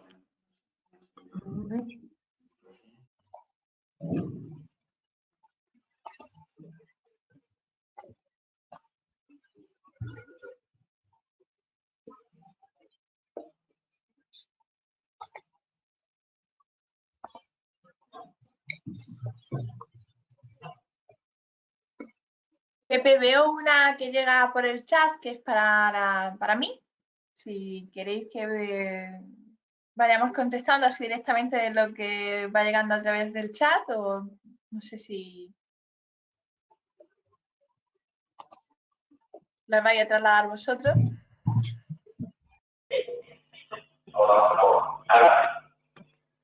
Hola, buenas tardes, Ana. Mira, me preguntan que generalmente se planifican los espacios públicos sin la experiencia subjetiva de las personas que tienen que disfrutarlo. Algunas intervenciones de urbanismo táctico podrían ser pruebas piloto para futuras actuaciones permanentes y de mayor coste, una vez se haya comprobado cómo vive el ciudadano y se apropia de este espacio. ¿Se ha planteado alguna intervención con este objetivo? Sí, bueno, de este tipo tenemos muchos ejemplos, incluso cuando se comienza cortando calles al tráfico en los fines de semana. Bueno, tengo ahora, se me vienen varios ejemplos a la mente de distintas ciudades, ¿no? Pero incluso arterias de tráfico potentes, empieza por el fin de semana porque parece que hay menos tráfico, que puede ser menos polémico y bueno, se va tanteando y se van... y luego, pues, cuando se demuestra el potencial que tienen como espacios públicos, incluso se consolidan, ya pasan del fin de semana a ser permanentes. Esto, por ejemplo, en Nueva York se empezó muchísimo, Nueva York ha asumido, está asumiendo también una transformación peatonal muy importante con algunos lugares emblemáticos de estos de 10, 12 carriles para vehículos. Estas transformaciones empezaron así, fines de semana, luego algunas operaciones de pintura, de sillas en la calle y luego finalmente una transformación integral, ¿no? Entonces sí, esto tiene bastante uso. Hay otros casos que pueden ser polémicos como el de no sé si os suena, de la calle Galileo de Madrid, que podría ser decir, bueno, pues en sentido contrario, que ha pasado un proyecto que quizás se hizo tímidamente, que se abordó de una manera, bueno, pues quizás el planteamiento no era el más adecuado y finalmente pues hubo tanta oposición por parte de los vecinos que al final tumbaron el proyecto y lo hicieron reversible. Es decir, también hay que tener una cierta cautela con este tipo de intervenciones, que es que igual que son muy fáciles de hacer, son muy fáciles de revertir. Cuando no hay una decisión potente, ¿no? una voluntad potente detrás de esto, pues es muy fácil deshacer lo hecho y volver hacia atrás, ¿no? Puede ser también, en este caso, una de las amenazas que acompañan a este tipo de intervenciones. Muy bien. Bueno, me preguntan, coinciden en algunas preguntas parecidas, tanto a Ana como a Ani. La puedo resumir así, ¿no? Una vez tomada la decisión política y dada la gran envergadura del proyecto y radicalidad en el cambio de uso, ¿quién se encarga de diseñar la planificación de la ciudad? Los técnicos del propio ayuntamiento, empresas externas especializadas en diseños de espacios y aprovechamiento de las vías urbanas, los propios políticos, cualquiera de las dos personas me podéis contestar. Bueno, va dirigida a cualquiera de las dos.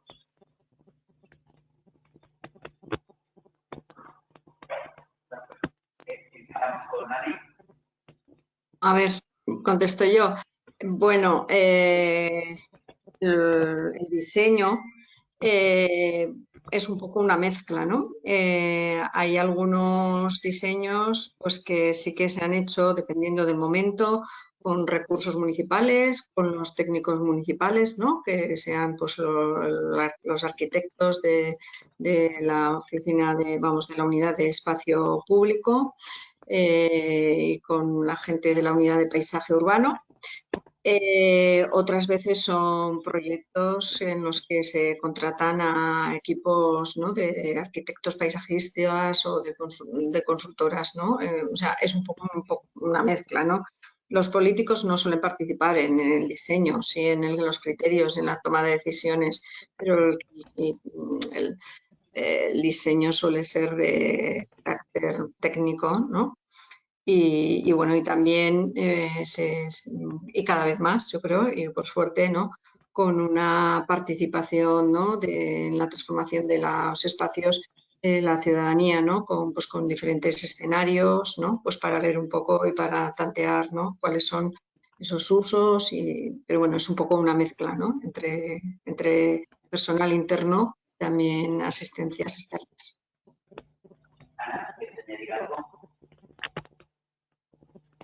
No, creo que Anne lo ha explicado perfectamente, ¿no? Como suele ser este tipo de cuestiones.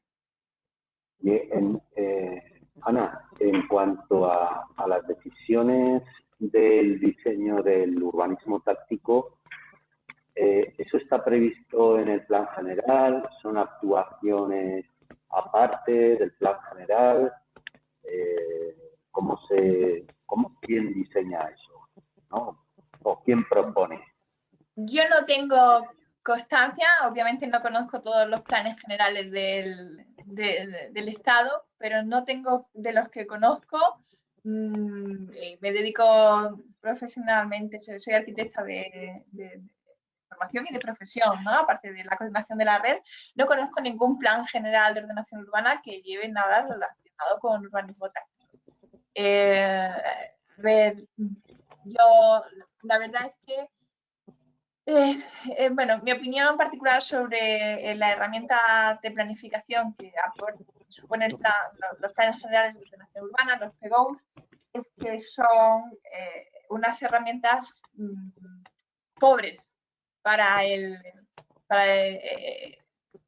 diseño de la ciudad, ¿no? Para el modelo de la ciudad, porque son pues muchas ocasiones, bueno, pues puede haber una visión estratégica y tal, pero por lo general pues es asignación de usos al suelo, definición de vías estructurantes y luego pues una serie de números mágicos que van asociados a este reparto de valías y demás, y que muchas veces la ciudadanía no entiende, que participan poco, se consigue poca participación porque son, bueno, ni siquiera los planos son atractivos, ¿no? Frente a esto que hemos visto, por ejemplo, que hemos mostrado de la página de Logroño. Entonces, bueno, pues al final es una zonificación de la ciudad y con alguna idea, pero que por lo general hay otras herramientas de planificación muchísimo más potentes como, o mucho más vinculadas a la idea de ciudad, que luego van acompañando a estos planes generales, que son complementarios, que se pueden encardinar dentro de ellos, o que al contrario, los planes generales nuevos que se van haciendo tienen que ir dentro de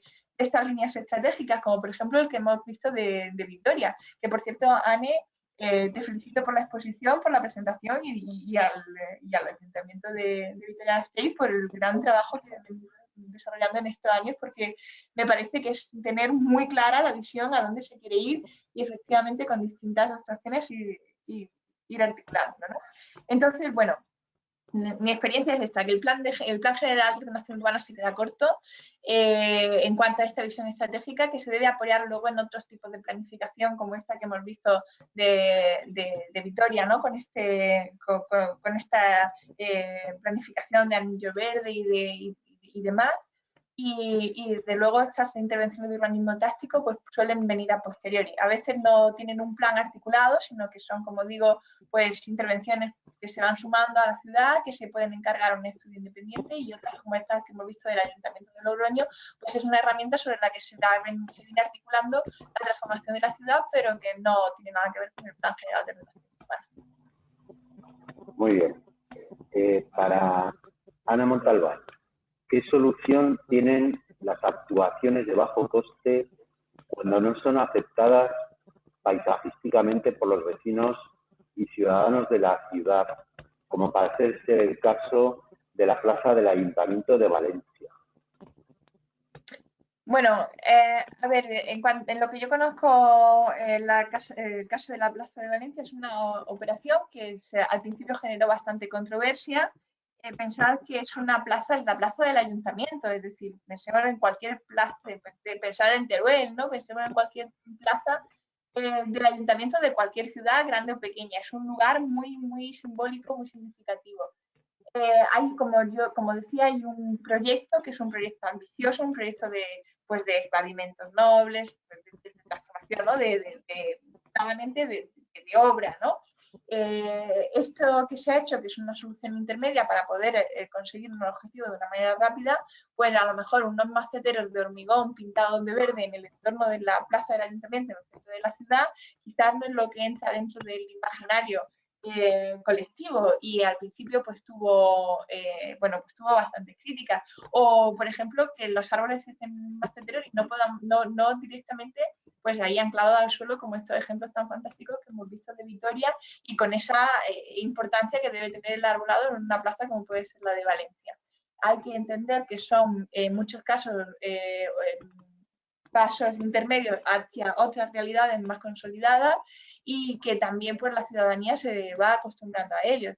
Esta intervención, que al principio fue bastante polémica, también todo esto ya sabéis que siempre de cómo se puede coger como una herramienta política, ¿no?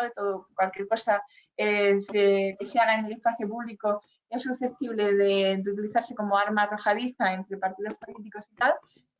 A día de hoy es una actuación que yo, hasta donde sé, y bueno, por lo que he podido comprobar personalmente, es bastante aceptada por la ciudadanía, y además se sabe que no es una actuación definitiva, sino que es un paso intermedio, con lo cual, frente a la reacción de la ciudadanía, pues lo primero sería esperar, porque estas cuestiones tienen su tiempo de adaptación. Si no pasa como con la calle del Galileo, si rápidamente quiere actuar a respuesta a golpes de protesta de vecinos, a los que gustan normalmente no protestan, no se oyen, ¿no?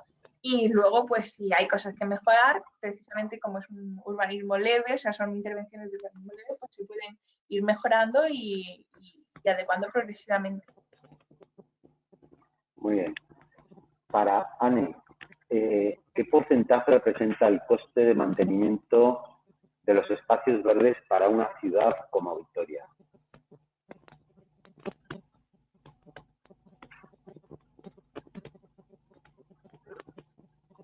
A ver, Anne, no se te oye. Anne. Perdón, que no había decidido. Sí, ahora. Que no me sé el dato exacto, ¿vale? Pero sí que puedo decir que no es un dato ni parecido, no es muy grande comparado con el que se maneja en otros departamentos, ¿no? Para urbanismo o para acondicionamiento del espacio público. Sigue siendo, en nuestro ayuntamiento, lo que sí que tenemos es el dato de que es muy bajo por metro cuadrado de zona verde, porque a veces es el problema, ¿no? Que tiene el tener esta infraestructura verde, ¿no?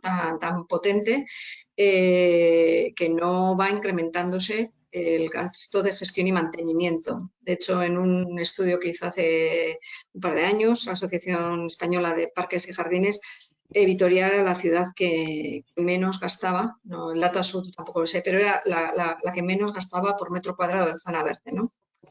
Entonces, bueno, es un tema un poco, el tema de asociar el gasto. A mí me da un poco de miedo cuando también se asocia la infraestructura verde a eficiencia de recursos, que me parece que sí que tenemos que ser eficientes, pero también creo que hay que reivindicar, ¿no? Lo que valen estos sistemas verdes, ¿no? Y desde luego en nuestra ciudad es un tanto por ciento mucho menor que el que se destina a otra serie de infraestructuras y equipamientos, ¿no? Os puedo buscar el dato, o sea, en este momento no me lo sé, pero sí que si estáis muy interesados puedo buscarlo, ¿no? Mirar el presupuesto con detalle de este año. Y otra cosa, ¿con qué mecanismos se ha garantizado la continuidad de las actuaciones del Anillo Verde durante tantos años? O a largo plazo, ¿no? Pues esto es más complicado, ¿no? Creo que el mecanismo ha sido la demanda de ese modelo de intervenciones, ¿no? Ha habido muchas cosas que estaban planificadas para las que no había presupuesto, para las que no había recursos, pero lo que sí que ha habido es una apropiación tal de la ciudadanía y una demanda que incluso pues es la que va generando, ¿no?, esa demanda de que los políticos tienen que ir respondiendo, ¿no? Pues, por ejemplo, en los presupuestos participativos, ¿no?, que hay una parte de tanto, creo que es un 1% de presupuesto participativo en la que las asociaciones de vecinos o los ciudadanía a título individual proponen una serie de proyectos que se votan y luego pues se ejecutan, ¿no?, tras un proceso también de viabilidad técnica y bueno, pero hay una gran cantidad de proyectos, bueno, pues que se demandan, que es para continuar con el proyecto, ¿vale? Entonces, los mecanismos, pues bueno, sí que es tener una serie de recursos económicos, es tener un equipo potente, que eso sí que creo que, bueno, nuestro centro, el Centro de Estudios Ambientales, que exista en un propio ayuntamiento un equipo de personas que esté trabajando en innovación, ¿no?, en pensar nuevas fórmulas y herramientas, eso sí que no da solo continuidad a este proceso, ¿no?, sino al proceso de ir pensando en la ciudad del futuro que tenemos. Entonces, esa parte sí que tiene unos recursos, es una plantilla de en torno a 20 personas que podemos estar un poco más alejados de la gestión, podemos tener esa relación con los departamentos de gestión, ¿no?, para que se vayan introduciendo bueno, pues, esos cambios, pero adaptados a la realidad de la gestión y las competencias municipales. Pero incluso el plan general, el anterior, no consideraba el anillo verde como tal. Es decir, que sin incluso esa herramienta de planificación se ha ido consiguiendo, ¿no?, con demanda, con inversión y, bueno, pues no tan planificado como pueda parecer desde fuera, ¿vale? Muy bien, muchas gracias. Para Ana Montalbán, ¿cuesta convencer a la ciudadanía de las ventajas de la pacificación del tráfico y de la recuperación de espacios para la convivencia? Bueno, a ver, las experiencias que nos transmiten, por ejemplo, las ciudades de la red, es que en un primer momento siempre hay oposición. Claro, como decía antes, realmente, ¿qué porcentaje de la población es realmente esa oposición? Porque quien hace ruido es quien está en contra, pero normalmente quien está a favor no se escucha. ¿Qué ocurre? Lo importante es resistir en los primeros meses o en los primeros años. Normalmente nunca llega a ser un año, ¿no? Porque si se resiste, si se mantienen esas apuestas, pues entonces la ciudadanía puede empezar a disfrutar los beneficios. Y muchas veces quienes eran los principales detractores se convierten en los principales abanderados de la causa, ¿no? Esto está demostrado que es así, ¿no? Entonces, muchas veces no es tanto cuestión de convencer con argumentos orales, sino directamente pasar a la acción. Para esto, estas intervenciones ligeras, ¿no?, como lo denomina GA21, pueden ser una buena herramienta, porque entonces una vez que tú puedes disfrutar de calles con menos ruido, con menos violencia vial, con más espacio para estar, donde las personas mayores, los ancianos, pueden bajar a la calle con menos percepción de riesgo. Una vez que esto se ha conseguido, es muy difícil revertir. Muy bien. Ani, otra pregunta me hacen. ¿La infraestructura verde ha sido el eje o uno de los ejes principales del desarrollo de la ciudad a nivel de planificación?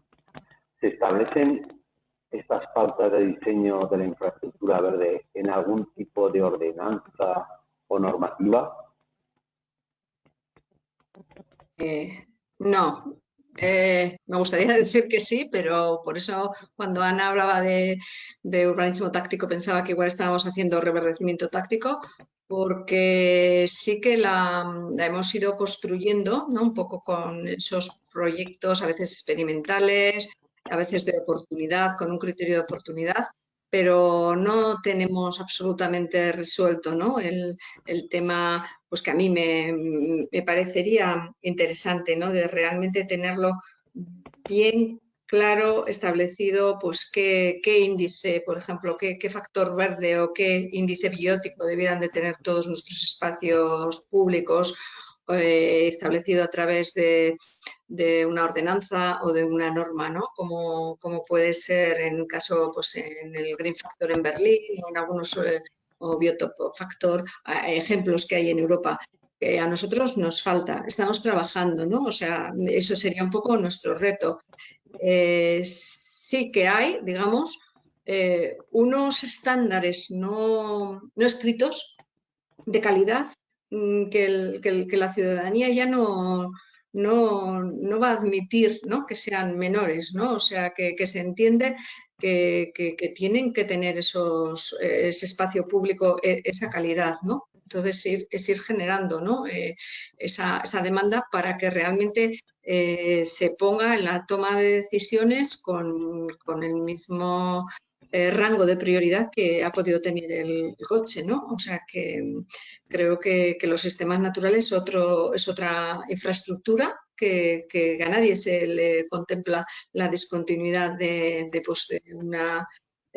una red de circulación para vehículos y, sin embargo, la discontinuidad de un sistema verde, pues parece que puede ser, como no se ven esos beneficios, parece que puede ser puesta en duda, ¿no? Entonces, bueno, nos queda mucho, ¿eh? O sea, creo que la exposición ha podido ser porque sí que creo que son ejemplos interesantes, pero realmente tenemos déficits en todo el Estado, yo creo, ¿no? Para que sea una cosa estructural y que no quede un poco al albur de que haya pues unos políticos que en un momento dado lo contemplen o no, ¿no? Sino que creo que tendríamos que tener unos planes más estructurados y que garanticen, ¿no? La continuidad. Muy bien. Anne, preguntan también sobre los huertos urbanos, si están en parcelas de reserva para equipamiento del plan general. Si su provisionalidad sería difícil de eliminar si con el tiempo se tuvieran que utilizar. Bueno, quizás la pregunta tendría que ser, ¿no? La entiendo, pero le voy a dar un poco la vuelta y luego la respondo así. Sí. Quizás el plan general tendría que tener reservas de equipamientos de huertos, ¿no? El plan general en aquel momento no tenía este tipo de reservas de equipamientos y, sin embargo, tenía un sobredimensionamiento de otros equipamientos muy por encima de la población que teníamos en Vitoria. Entonces, nos encontrábamos pues esto creo que fue sobre el año 2016 o 14, con un montón, casi 2 millones de metros cuadrados de parcelas vacantes de equipamiento, ¿no? Y es un poco donde nos planteamos ver qué hacíamos con esa serie de solares, ¿no? Y ahí se hizo un plan de renaturalización en un barrio en parcelas vacantes y en zonas verdes, ¿no? Y hubo diferentes usos transitorios que se han planteado. También se hizo un análisis de aquellas parcelas que tenían unos visos de, pues en un plazo de 10-15 años, tener una demanda, ¿no? Y así todo quedaba. Entonces también se han elegido parcelas en las que no se veía esa necesidad en un margen de 10-15 años. Entiendo que el nuevo plan general lo debiera de entender como equipamiento de huertos, creo que eso es lo que a mí se me ocurre. Y en todo caso, bueno, creo que otros usos transitorios serían incluso más difíciles de cambiar de ubicación si fuera el caso, ¿no? Porque al final la horticultura pues sí que requiere unos equipamientos, pero bueno, sería incluso más fácil. Pero bueno, mi apuesta sería porque realmente el planeamiento incorpore esto como un equipamiento, ¿no? En las ciudades. Luego hace una pregunta a ambas. ¿Os han llamado del programa PECA del Ministerio de Fomento relativo a la próxima Ley de Calidad de la Arquitectura y Entorno Construido? A mí, bueno, a la asociación, a la red, por lo menos no. No, y a nosotros yo creo que tampoco. No sé si algún responsable de arquitectura o de urbanismo, pero desde luego a la parte, digamos, ambiental no. Muy bien. Para Anne, ¿me equivoco al haber calculado que en Vitoria-Gasteiz hay más árboles que viviendas y más metros cuadrados de áreas verdes por habitante que metros cuadrados de techo por habitante? Envidia sana. Bueno, no había hecho el cálculo de árboles, sí que casi nos toca. Sí, son números grandes, pero tampoco es envidia, pero también me voy a poner un poco más crítica, ¿no? También hay indicadores que pueden confundir, ¿no? Pues, por ejemplo, el número de árboles, evidentemente que es interesante, pero pues igual tendríamos que hablar también de los beneficios, ¿no? De la cobertura de esos árboles, porque ya pasamos a cómo se están gestionando o cómo se han integrado esos árboles y las dificultades que están teniendo. Evidentemente hay que incrementar el número de árboles, pero no solo todo el número de árboles, ¿no? Tenemos que ver cómo los manejamos, cómo conviven pues con zona de aparcamiento, qué problemas tienen. Bueno, pero bueno, sí que tenemos una bastante buena cobertura y zona y metros cuadrados, pues más que de techo nunca me había hecho este planteamiento, pero sí que tenemos si consideramos el anillo verde, 45 metros cuadrados por habitante. Y bueno, es un reto, ¿no? También darle sentido, darle la especialización a cada espacio, que sea equilibrado, que sea en todos los ámbitos. Pues ahora estamos trabajando en un tema de renaturalización de patios de colegio, estamos viendo, y bueno, estamos haciendo un estudio para ver realmente cómo tenemos, ¿no? Igual tenemos muchas zonas verdes y en equipamientos muy esenciales como pueden ser los centros educativos, las residencias, los hospitales, ¿no? Tenemos que pensar no solo en número, sino también en adecuación a nuestro modo de vida. Pero bueno, sí, o sea, no nos vamos, creo que sí, que es una buena base para la que trabajar y mejorar, ¿vale? ¿Qué grado de compromiso tienen los vitorianos en la conservación y mantenimiento de su anillo verde? En la conservación del anillo verde creo que hay pocas iniciativas. Ahí se peca todavía un poco de que sea el ayuntamiento, ¿no? Indirectamente sí, en el sentido de que casi tenemos, pues no sé, ahora en épocas de pandemia no sé cuánta gente estará pasando, ¿no? por el anillo verde. Sí tenemos un servicio, el mejor servicio de guardería de parques del mundo, eso estoy seguro, ¿no? Pero ya la implicación pues son algunas iniciativas concretas pues para generar un bosque comestible, para hacer una actividad como un oasis de mariposas. En la ciencia ciudadana también es un tema que engancha mucho a la gente, ¿no? Y nos están ayudando a hacer inventarios de biodiversidad, de diferentes temas, pues de mariposas, de orquídeas, pero todavía lo que es la conservación y el mantenimiento, creo que no existe esa idea de autogestión. Sí, en los huertos en los huertos sí que las iniciativas de huertos urbanos, estas que están en las parcelas de equipamiento, esas sí que el ayuntamiento las acondiciona, pero luego la gestión es autogestión por parte de colectivos. Ahí sí que creo que se ha dado ese salto de conservación y gestión y mantenimiento por parte de la ciudadanía. Creo que en el anillo verde todavía estamos un poco pues, en la idea convencional y tradicional de que es el ayuntamiento, ¿no? Muy bien, pues muchas gracias por la asistencia. Les paso a Pepe Polo, me dicen que corte ya, que no tenemos más tiempo. Buenas tardes. Hola, gracias a todo, a Ana y a Ana por las intervenciones. El tiempo es el tiempo y queríamos ser rigurosos. Dijimos a todo el mundo que sobre las 8:30 era la idea de acabar y los que me conocen entero ya saben que soy bastante escrupuloso en eso de empezar y acabar. Solamente iba a hacer una pequeña referencia cuando se le preguntaba a Ana las dificultades sobre el urbanismo táctico, el cómo introducirlas y la resistencia que a veces el ciudadano puede tener. Yo creo que Teruel, los que me escuchéis, viejos del lugar, es decir, puede tener una experiencia muy clara. Me acuerdo siempre de la peatonalización de la calle del Tozal, una calle transitadísima por coches que se decidió peatonalizar y que supuso que todos los comerciantes de alguna manera se levantaran casi en armas contra la decisión, recogida de firmas, eso iba a acabar con el comercio de la calle del Tozal, etcétera.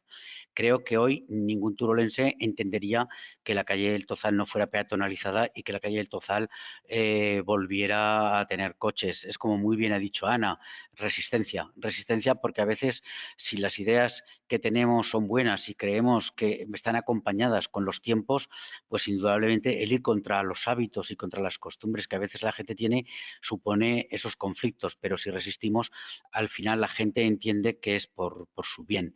Es decir, no tengo mucho más. Es decir, agradeceros a todo el mundo y dar en todo caso el agradecimiento a Alejandro y Ángel por esta labor callada y silenciosa que han tenido de iros mutando hoy menos que los del otro día y sobre todo también a la Fundación Ibercaja, que es la que nos ha prestado no solamente los locales para poder hacer con espacio, puesto que estamos varias personas aquí en este momento para toda la cuestión técnica, sino también las instalaciones y la red. Bueno, pues doy paso a la alcaldesa de Teruel para que pueda cerrar lo que llamaríamos estas jornadas que ha organizado la Federación. Hemos apuntado muchas ideas.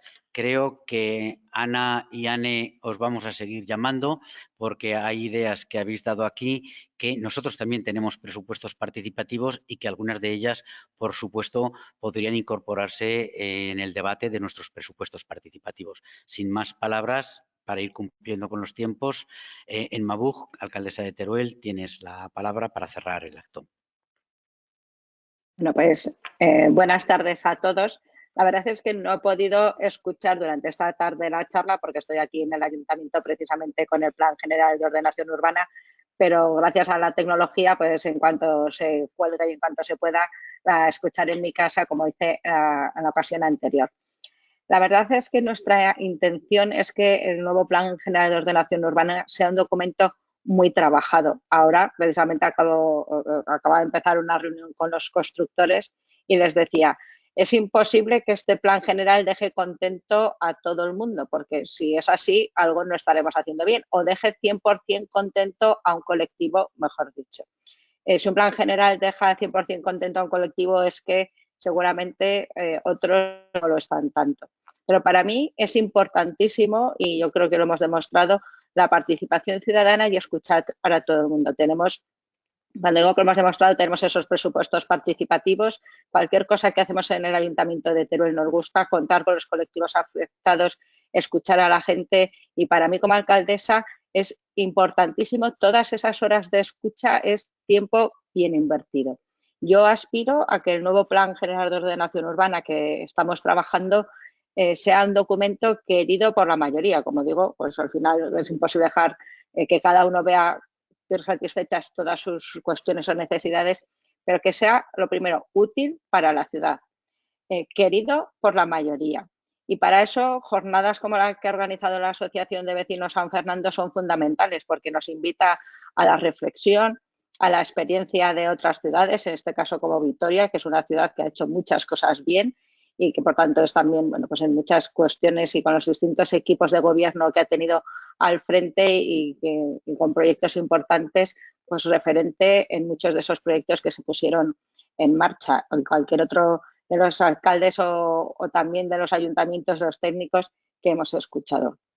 Yo quiero agradecer a la Federación de Vecinos que contribuya con estos debates a que todos los participantes tengamos mayores conocimientos, se hagan reflexiones porque, insisto, para mí es importante que el nuevo Plan General de Ordenación Urbana de Teruel sea un documento muy, muy trabajado, con debates profundos y útiles. Yo soy una persona, que me conoce lo sabe, soy una persona muy práctica, es decir, a la hora de trabajar yo quiero llegar a conclusiones, llegar a efectos prácticos y sacar las cosas adelante. Y yo creo que con mucho trabajo de escuchar a la gente y con mucho trabajo de escuchar a todos los colectivos y jornadas como esta, pero también con las ideas claras de que tenemos que llegar a un resultado final que sea el mejor posible para la ciudad de Teruel. Por eso yo acabo agradeciendo a la Federación de Vecinos su implicación con el desarrollo de este plan general, con la aportación de ideas, con estas jornadas y también con todos los ponentes que han participado en las jornadas o con los moderadores y con todos los turolenses que están conectados en estos momentos o que se conectaron el día anterior, porque entre todos conseguiremos hacer una ciudad mejor, el diseñar la ciudad de los próximos 20 años. Por eso solo tengo palabras de agradecimiento, insisto, no solo a la organización, sino a todos aquellos que en estos momentos están conectados, porque eso demuestra que tienen un verdadero interés por la ciudad de Teruel y que todas sus aportaciones van a ser escuchadas y van a ser bien recibidas. El día 17 finaliza el plazo de exposición del avance, pero tenemos mucho trabajo por hacer y yo en ese trabajo quiero contar con todos los turolenses y os estoy segura de que la Federación va a ser una herramienta que nos ayude a dinamizar esa participación ciudadana. Muchas gracias a todos, a los ponentes, a Pepe, a Alejandra, a Ángel, que no lo veo pero seguro que está por ahí, y a todos los que nos están oyendo.